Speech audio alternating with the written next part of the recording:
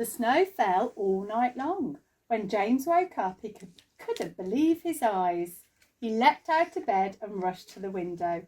Outside, the world had turned a brilliant, glistening white.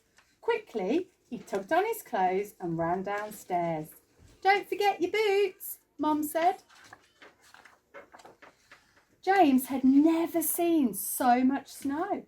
He played for hours, stamping up and down the garden. Then he started to roll a snowball, and it got bigger and bigger. Soon it was so big that it gave James a brilliant idea.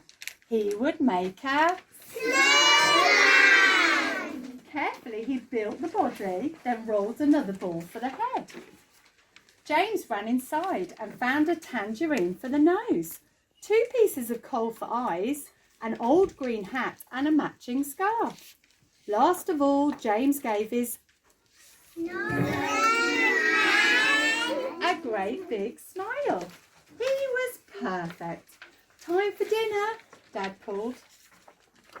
All evening, James sat by the window so that he could gaze at his wonderful snowman. He would have stayed there all night, but it was soon time for bed. As he brushed his teeth, James took one last look at his snowman.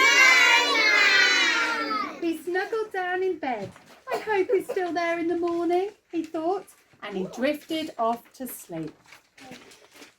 In the middle of the night, James woke up and he remembered his snowman. He crept downstairs. As he looked out at his snowman, the most magical thing happened. The snowman came alive.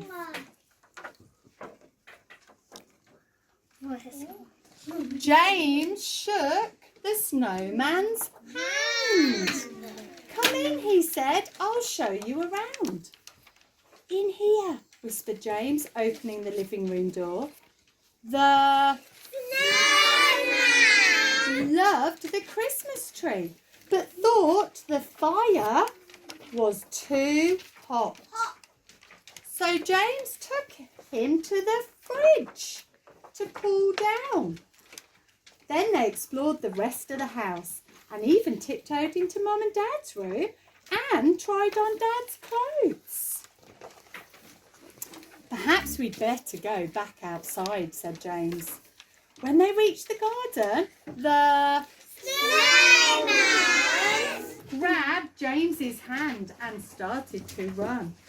Faster and faster until they were flying.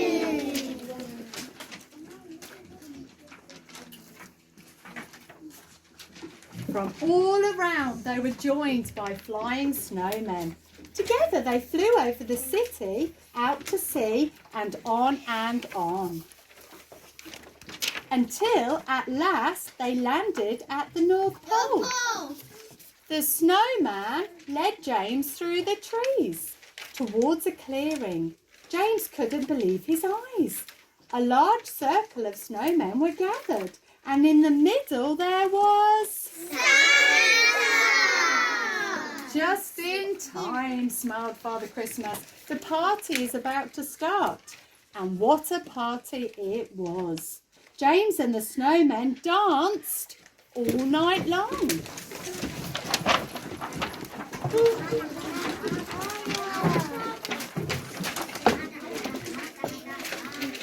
As the first rays of sunlight appeared over the hills, Father Christmas handed James a parcel.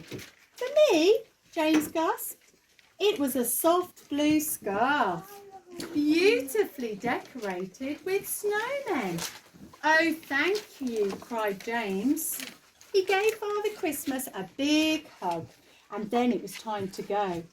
James and the snowman soared into the air and flew towards home. When they arrived, it was nearly morning and time for James to go back to bed. James didn't want to leave his friend, but he knew it was time to say goodbye. with one last look at the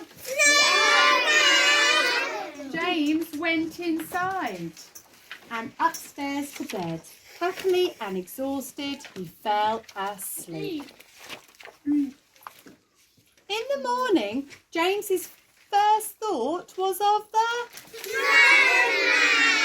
He jumped out of bed and raced down the stairs, past Mum and Dad, out of the door and into the garden. But the snowman had gone.